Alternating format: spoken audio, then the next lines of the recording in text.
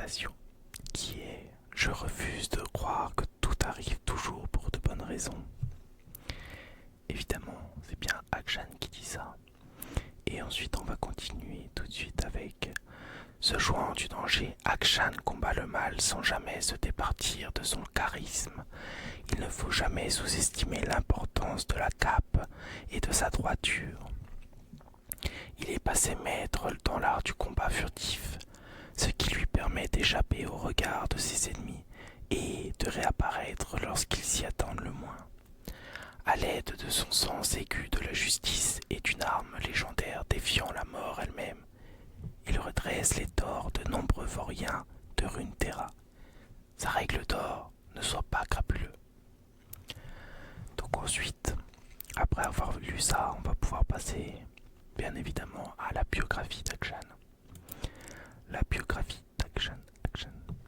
Akshan, sentinelle rebelle. Agissant dans l'ombre, un peureux justicier traque les criminels de Shurima orientale. D'une étrange arme qui redresse les torts de ses ennemis, il inflige ses châtiments avec précision et célérité.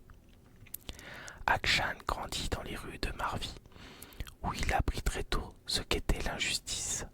Les seigneurs de guerre y faisaient la loi et la plupart des gens survivaient en faisant profil bas et en ne se mêlant pas des affaires des autres.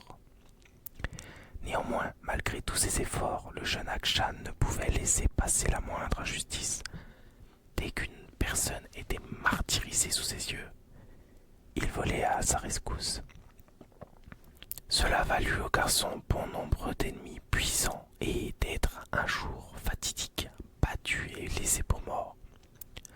Cependant, la chance était de son côté. Une vieille dame du nom de Shadia trouvait le garçon inconscient, étendu dans sa ruelle. Bien que les coutumes marviennes lui dictassent de ne pas en mêler, elle recueillit le jeune Akshan qui, contre toute attente, survécut. Tandis qu'il regagnait des forces, Akshan comprit que sa sauveuse était tout sauf ordinaire. Shadia faisait partie des sentinelles de la lumière, un ordre ancien luttant contre les nuits de l'horreur et les agents de la brume noire. Elle voyait en Akshan un garçon perturbé, borné et provocateur, mais également un garçon vulnérable. Après quelques altercations au sujet de nombreuses règles qui régissaient dans sa maison, Shadia découvrit que le garçon possédait ses propres qualités. Il avait du grand et une conscience, une combinaison qui se faisait rare à Marvi. Voyant en lui un immense potentiel, Shadia proposa un marché au garçon. Il pouvait rester chez elle à l'abri de ses ennemis, s'il acceptait de dédier sa vie à l'ordre des sentinelles. Un lien se forma rapidement entre Shadia et Akshan, tandis qu'elle lui enseignait comment survivre en tant que sentinelle solitaire. Akshan, le gamin des rues, devint alors Akshan, le fléau des crapules. Mais alors qu'il progressait de jour en jour, Akshan sentit son mentor s'éloigner peu à peu, toujours plus troublé. Shadia finit par confier ses inquiétudes à son élève. Une nuit de l'horreur approchait, bien plus vaste que toutes les précédentes, et elle traînait dans son sillage une armée de spectres et de ghouls venus tout droit des îles obscures. Leur seul espoir pour empêcher le cataclysme reposait sur les anciennes armes des sentinelles, enterrées dans les cryptes et catacombes de Shurima. Afin de sauver le monde de la ruine, il devait à tout prix mettre la main sur ses armes, et vite. Malheureusement, aux grandes dames de Shadia, les armes avaient déjà été volées par les seigneurs de guerre locaux. Elle les supplia de lui remettre afin de lutter contre la nuit de l'horreur. Mais ils refusèrent, bien décidés à garder pour eux les mystérieux pouvoirs de ces armes. À court de temps, Akshan et Shadia durent se contenter du peu qu'ils possédaient. Alors ils faisaient l'inventaire de leur arsenal. Akshan découvrit un étonnant pistolet dissimulé dans sa chambre forte de la base des sentinelles. Alarmé, son mentor lui prit l'arme des mains et lui interdit formellement de l'utiliser. Cette arme, surnommée l'expiateur, était imprégnée d'un enchantement antique qui lui conférait un pouvoir innommable. Elle pouvait prendre la vie d'un tueur pour ressusciter sa plus récente victime. Personne ne doit l'utiliser, dit Shadia. Seul le destin peut manipuler la vie et la mort. Mais Akshan se défiait toujours des règles des sentinelles et bien plus encore du destin. Toute sa vie, il avait vu des gens bien se faire maltraiter, tandis que des sales types faisaient ce qu'ils voulaient, sans jamais payer le prix. Si le destin existait vraiment, il avait besoin d'aide, et cette aide, l'expiateur pouvait lui apporter. Son intérêt pour l'arme grandissant, Akshan soutirait toujours plus d'informations à Shadia. Il en vint à une surprenante conclusion. Son mentor avait utilisé l'arme sur lui, des années auparavant, lorsqu'elle l'avait trouvé inconscient. Elle l'avait utilisé pour abattre le criminel qui s'en était pris au jeune Akshan, ramener le garçon à la vie, et il se demanda alors pourquoi lui seul méritait d'être ressuscité par ce pistolet. D'autres en étaient certainement plus dignes. Alors qu'Akshan remettait en question les règles de son ordre, son mentor continuait à faire pression sur les seigneurs de guerre. Les tensions entre les deux parties montèrent jusqu'au jour funeste où Akshan trouva le corps de Shadia dans la rue, pratiquement à l'endroit même où elle l'avait trouvé, lui, il y a des années.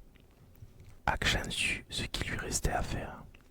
Il apporta quelques modifications à l'expiateur et se lança dans le désert brûlant, avec pour seul but de se venger. Bien qu'il ne sût quel seigneur de guerre était responsable de la mort de son mentor, il savait quoi faire. Il n'avait qu'à tous les tuer un par un jusqu'à ce que Shadia revienne parmi les vivants. Donc voilà pour la biographie d'Akshan. On va maintenant passer à l'histoire d'Akshan. En quête de choses perdues, écrit par John O'Brien. Shadia n'était morte que depuis quelques semaines, mais Akshan voyait déjà tout ce qui lui restait d'elle lui en échapper. C'était ce qu'il y avait de plus dur dans son chagrin, rassembler tous les souvenirs, se dépêcher de réunir tout ce qui restait de son mentor bien-aimé, et sortit le vieux dessin au fusain qu'il avait dans la poche et l'étudia. Le croquis grossier avec une vague ressemblance avec son visage, et il manquait tous les petits détails. Néanmoins, il s'aperçut qu'en fermant les yeux et en se concentrant, il parvint généralement à remplir les trous. Mais de plus en plus, sa mémoire le trahissait. Shadia, pourquoi m'abandonnes-tu se demande-t-il. Est-ce de son propre fait? Quelque chose qui au fond de lui tentait de le protéger en effaçant toutes les traces d'un étalon qu'il ne parvenait pas à égaler. Ou peut-être qu'il lui manquait seulement quelque chose pour ficher ses souvenirs. Il enfonça à nouveau le dessin dans sa poche tandis qu'il avançait sur le marché en plein air au centre de Marvie. Cherchant tout ce qui pouvait lui rappeler son mentor, quelques pâtés de maison plus loin, il s'arrêta brusquement en observant une scène stupéfiante. Dans une allée étroite entre deux immeubles en stuc, une enfant de la rue attachait un bracelet de perles familier autour de son bras crasseux. Vif comme l'éclair, Akshan se précipita, la cape fouettant dans son sillage jusque devant la gamine. « Où as-tu trouvé ça » aboya-t-il, le ton inhabituellement brusque. « Je l'ai trouvé » expliqua l'enfant, couvant le bracelet entre ses bras. « C'est quoi votre problème ?»« Mon problème, c'est que ce bijou appartient à quelqu'un qui compte beaucoup pour moi, » dit Akshan. C'était son bijou préféré. La gamine le fixa du regard, les yeux remplis d'effroi. Akshan s'aperçut qu'il serrait le col de son vêtement dans sa main. Il lâcha prise et tenta un sourire contraint. « Donc, continua-t-il, pourquoi ne me dis-tu pas comment ce bracelet est arrivé entre tes mains? Je l'ai pris à quelqu'un à qui il ne manquera pas. » Le visage de l'enfant se renfrogna. Plein de rancune et d'années de vie à la dure, Akshan la connaissait bien. Il connaissait également un sinistre bijoutier dans le marché noir à 2 pas d'ici, et le montant qu'il aurait donné à la gamine si elle n'avait pas croisé sa route. Dans ce cas, tu ferais bien de me dire comment s'appelle cette personne. Je ne peux pas. Vous ne savez pas ce qu'il me ferait. Jeanne retira doucement le bracelet du bras de l'enfant et sentit son cœur s'arrêter. Lorsqu'il retira quelque chose du fermoir, une mèche de longs cheveux argentés. Les cheveux de Shadia, ils étaient argentés, non? Une image apparut dans son esprit, mais elle était encore plus incomplète qu'auparavant. Écoute, petite, reprit Akshan, ma Shadia n'est plus là, et ce bracelet est l'une des seules choses qu'il me reste d'elle. Il faisait partie d'un ensemble de 5. L'enfant détourna les yeux comme pour éviter que son interrogateur n'y décèle une information interdite. Akshan soupira et adopta un ton plus conciliant. La personne à qui tu l'as pris doit sûrement avoir les autres. Tu dois me dire qui est ce vaurien. La fillette bégaya, le regard fuyant, puis finit par céder. On l'appelle le diable des dunes, monsieur. Il vit dans un grand palais dans les contreforts au nord. Akshan fronça les sourcils. Tu as volé ça à un maître de guerre. J'ai nettoyé ses écuries, corrigea la fillette. Il me devait bien quelque chose. Tu n'as pas tort pour le coup, lâcha Akshan. Mais ce bracelet ne lui appartenait pas, ce n'est donc pas lui que tu as volé. Je n'ai devoir de rendre visite à ce diable des dunes. Non, répliqua la fillette, c'est un meurtrier, monsieur. Je sais. Sur ces mots, il tira son grappin sur l'avant-toit du bâtiment qui lui surplombait et disparut. En pleine nuit, un groupe de gardes lourdement armés surveillait le palais du maître de guerre. Pourtant, aucun ne remarqua la silhouette vêtue d'une cape qui se précipitait dans l'ombre et dirigeait vers les portes incrustées d'argent de la chambre forte. À l'intérieur, une crapule massive et balafrée s'étendait sur toute la largeur de l'immense lit couvert d'un duvet d'oie. 3 rongeurs de compagnie exotiques au long pelage blanc se redressèrent et bondirent hors du lit, lorsqu'Akshan émergea des ténèbres. La main de ce dernier vint s'abattre sur la bouche du maître de guerre endormi. L'homme écarquilla les yeux de rage tandis qu'il lâchait un cri étouffé. « Bonsoir, raclure, lâcha Akshan en posant le canon de son arme sur le menton de l'autre. « Excuse-moi de te réveiller si tôt, mais non, ne m'excuse pas en fait. » Le maître de guerre se tortillait pour éviter le canon de l'expiateur. « Du calme, lâcha Akshan. Reprends tes esprits, je vais enlever ma main. Je ne veux qu'une chose, ta confession. Tu es prêt ?» La rage dans les yeux du maître de guerre se changea en curiosité circonspecte. Lentement, Akshan retira sa main. « Une confession ?» demanda le maître de guerre perplexe. Shadia la sentinelle, la femme âgée très à cheval sur les règles qui adorait les bijoux avec perles, déclara Akshan. « Je ne vois pas de qui tu parles. » C'était la personne la plus aimable que je connaisse. Sois une gentille crapule et dis-moi pourquoi l'as-tu tué.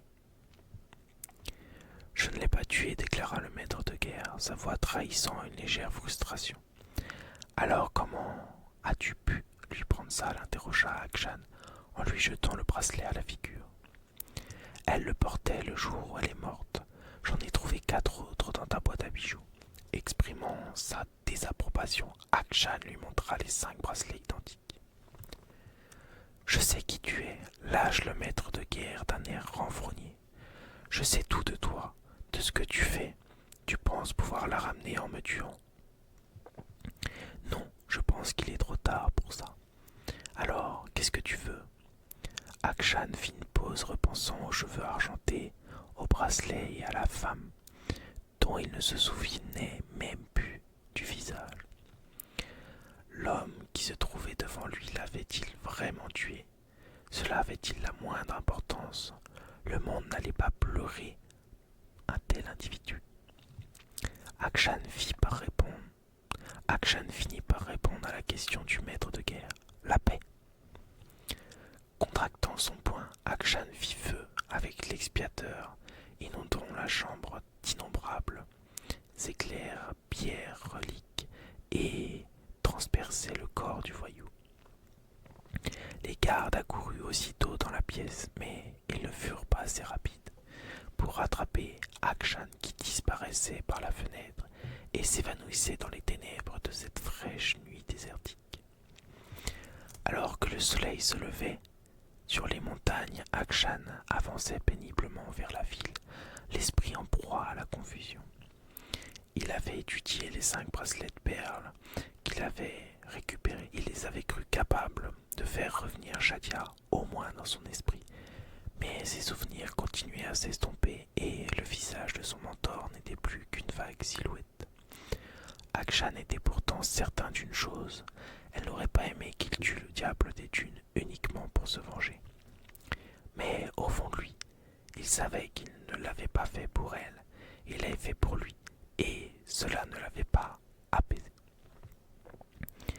Alors qu'il tournait le bracelet dans ses doigts, espérant y trouver un quelconque réconfort, il remarqua une petite inscription gravée. C'était un vieux mantra de sentinelle qu'il avait souvent entendu mais n'avait jamais vraiment compris.